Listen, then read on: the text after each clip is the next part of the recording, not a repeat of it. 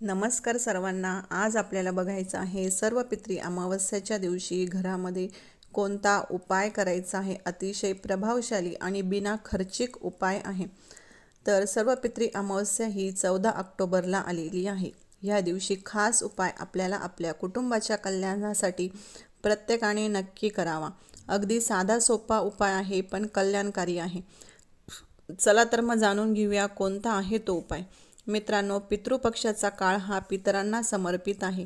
या काळात पृथ्वी लोकातून पितर पृथ्वी लोकावर येतात अशी मान्यता आहे। म्हणून पितरांसाठी अन्नदान, तर्पण, पिंडदान, सत्कर्म आपल्याला करायचे आहे। प्रत्येकाने या गोष्टी आपल्याला आपल्या पूर्वजांसाठी कुटुंबातील सदस्यांनी करायच्या आहे।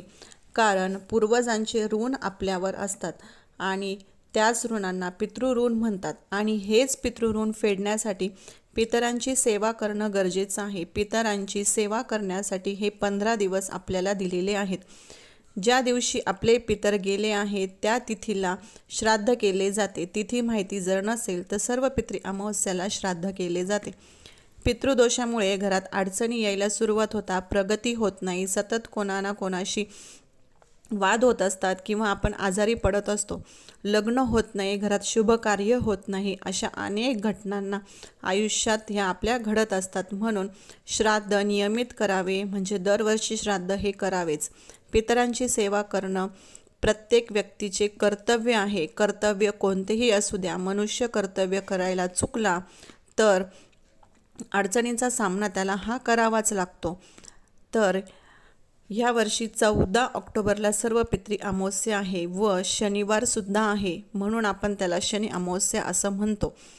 तर शनिवार असल्यामुळं हा दिवस खास आहे आणि या दिवशी केलेल्या उपायाने आपल्याला नक्कीच फळ हे मिळणार आहे। तर या दिवशी आपल्याला कणकेचा 4 बाजूला तोंड असलेला, म्हणजे चारही बाजूला आपल्याला 2 वातीची एक वात करून असे चारही कोपऱ्याला आपल्याला दिवा हा प्रज्वलित करायचा आहे आणि हा उपाय आपल्याला संध्याकाळच्या वेळेस करायचा आहे आणि तो दिवा आपल्याला पितरांसाठी प्रज्वलित करायचा आहे व त्या दिव्यात तिळाचे किंवा मोहरीचे तेल आपल्याला टाकायचे आहे। तिळाचं टाका किंवा मोहरीचं, दोघांपैकी कुठलंही तुम्ही तेल त्याच्यात वापरू शकता। जर दोघेही नसेल तर आपण जे रेग्युलर रोज यूज करतो ते सुद्धा तुम्ही त्याच्यामध्ये तेल टाकू शकता आणि हा दिवा आपल्याला दक्षिणेला ठेवायचा आहे।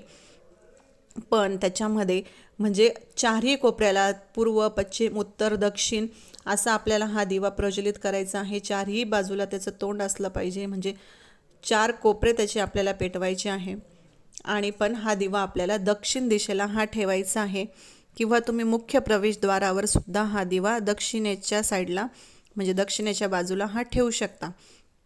पितरांना आपण जे करतो ते पाणी व अग्नीच्या रूपाने त्यांच्यापर्यंत पोहोचत असतं।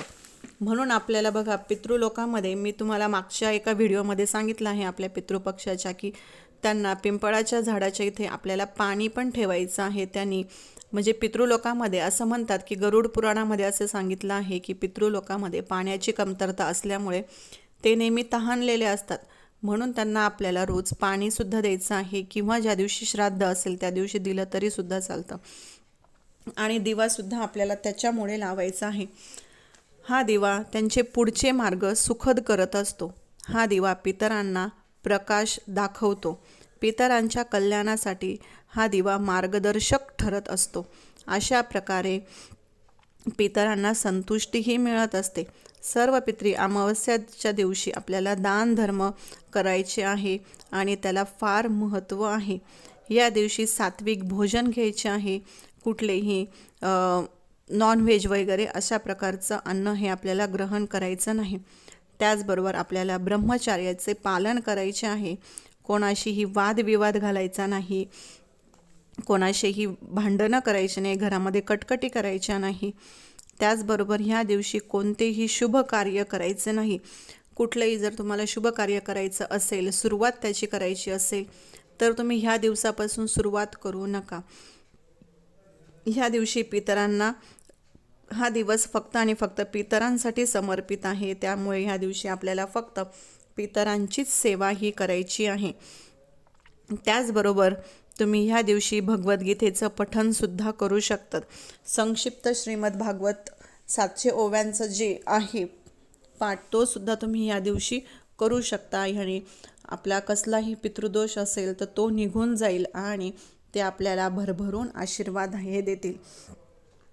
पितरांसाठी कुठलाही उपाय जर केला तर तो म्हणजे आपल्याला त्याचं फळ हे मिळतच असतं.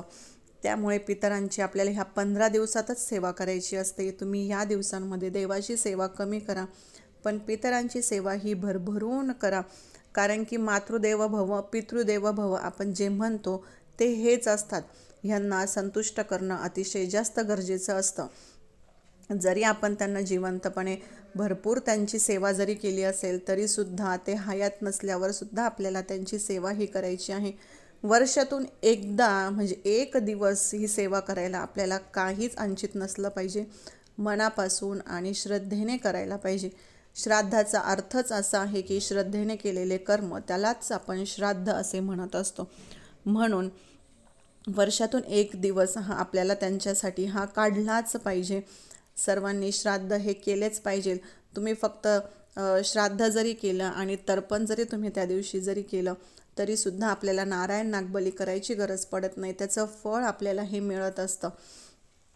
अजून एक तुम्हाला मला गोष्ट सांगायची आहे की जे कोणी चतुर्थीचे किंवा एकादशीचे जर श्राद्ध तुम्ही जर करत असाल तर त्या दिवशी आपल्याला एकादश आपल्याला दुसऱ्या दिवशी जरी सोडायची असली आणि त्या दिवशी जर तुमचं जर श्राद्ध असेल तर त्या दिवशी आपल्याला जेवण हे करायचं असतं आणि संध्याकाळी आपल्याला जेवण करायचं नाही, तर फक्त दुपारचंच जेवण करायचं असतं. त्या दिवशी एकादश म्हणजे त्या दिवशी आपण काय म्हणतो थोडक्यात, माझी एकादश मोडली, मी दुपारी जेवलो, तर ती मोडलेली नसते. तर त्याचं एकादशीचं सुद्धा आपल्याला फळ मिळतं आणि श्राद्धेचं सुद्धा आपल्याला जेवण हे करायचं असतं. तर त्यामुळे आपल्याला पितरांचे आशीर्वाद हे मिळत असतात. त्यामुळे आवर्जून सर्वांनी हे उपाय करा. आणि चतुर्थीचं सुद्धा तसंच आहे. चतुर्थी जरी आपण संध्याकाळी सोडत असलो तरी पण या दिवशी आपल्याला दुपारी चतुर्थी सोडली तरीसुद्धा चालते, काहीच हरकत नाही. आणि जे कोणी तर्पण करतं त्यांनी संध्याकाळी जेवण करायचं नसतं, फक्त एकाच वेळेला आणि दुपारी जेवण हे करायचं असतं. तर अशा काही छोट्या मोठ्या गोष्टी असतात तर त्या आपल्याला माहिती नसतात, पण जेव्हा आपल्याला माहिती होतात तर त्या आपण त्या नक्कीच पाळल्या पाहिजे. तर सर्वांनी सर्व पितृ अमावस्येच्या दिवशी हा 4 बाजूला असलेला दिवा म्हणजे चतुर्मुखी दिवा हा नक्की सर्वांनी प्रज्वलित करा. आपल्या पितरांना समर्पित करा. आपल्या पितरांच्या पुढील वाटचालीसाठी त्यांचा प्रवास हा सुखद व्हावा ह्यासाठी हा दिवा आपल्याला नक्कीच लावायचा आहे.